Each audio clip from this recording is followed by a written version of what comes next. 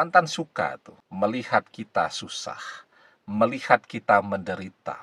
Dan inilah yang kemudian akan menyebabkan penderitaan kita pindah kepada mantan. Bismillahirrahmanirrahim.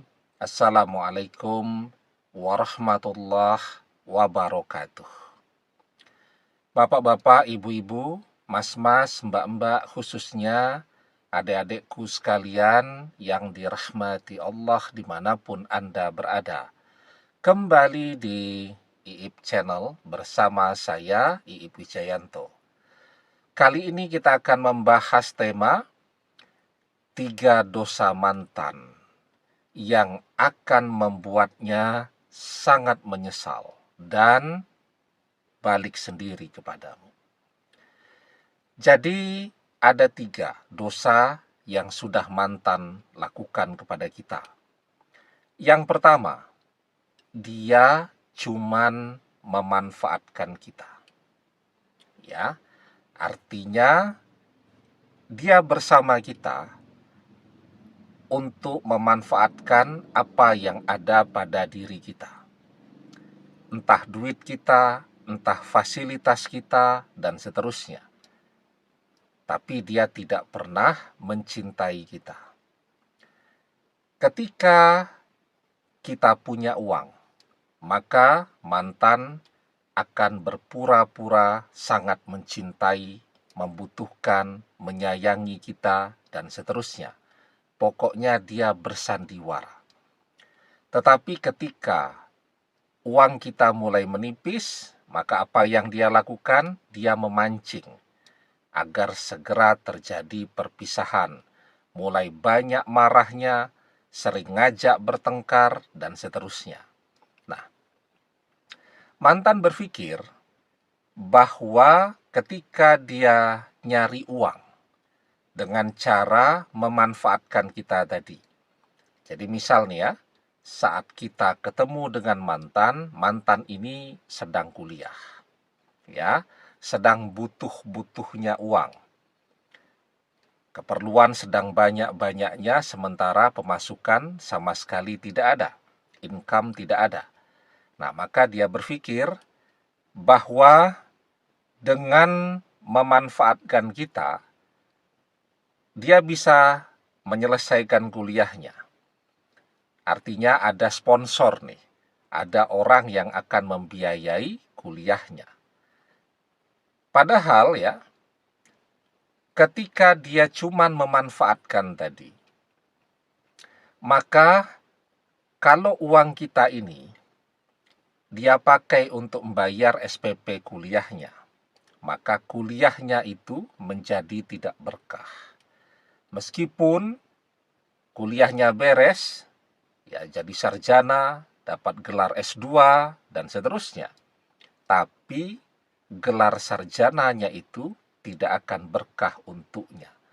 Jadi lulus kuliah itu, biarpun membawa gelar sarjana yang hebat, dia akan merasakan tuh tetap sulit untuk mendapatkan pekerjaan. Begitu juga uang kita yang dia makan, nah itu pernah kita bahas di video sebelumnya tuh. Itu akan menyebabkan munculnya berbagai penyakit-penyakit ya. Misal dia sering merasakan mules begitu kan, sering diare tanpa sebab dan seterusnya. Jadi selama kita tidak ikhlas, maka apa yang dia makan, apa yang dia manfaatkan, itu menjadi dosa bagi dia. Ya ayyuhallazina amanu la ta'kulu amwalakum bainakum bil batili. Wahai orang-orang yang beriman, janganlah kalian saling memakan harta sesamamu dengan jalan yang batil. Ya. Jadi ketika itu ya menjadi dosa. Nah, dosa ini tanpa mantan sadari akan membuat rezekinya menjadi terhalang. Innal qabda la yuhramu rizqa bizambi yusibuhu. Sesungguhnya seorang hamba akan terhalang dari rezekinya karena dosa-dosanya. Nah, itu kenapa mantan meskipun kuliahnya beres, bawa gelar sarjana, tapi melamar pekerjaan kemanapun akan selalu tertolak dan tetap saja jadi pengangguran. Itu yang pertama.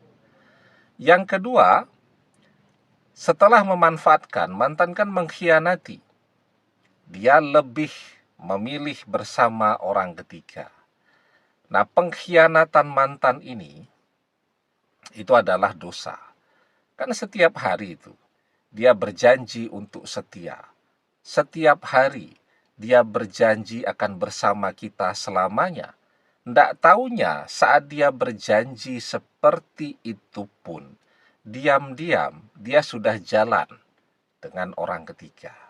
Nah, maka pengkhianatan itu adalah dosa yang luar biasa besarnya.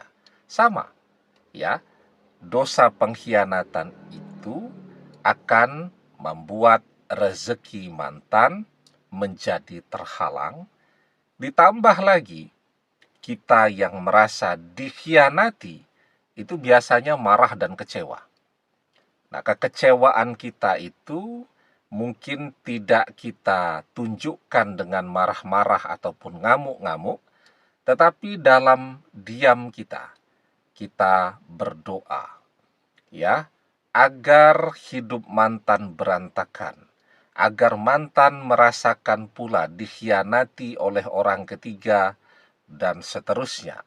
Nah, maka itu pula yang akan menambah penderitaan mantan karena doa-doa kita yang sudah dia khianati.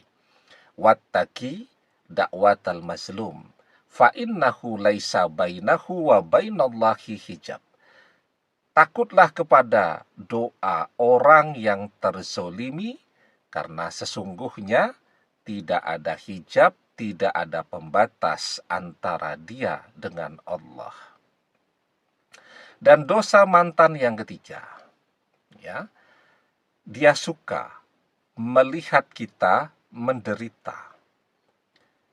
Dia sudah memanfaatkan kita nih.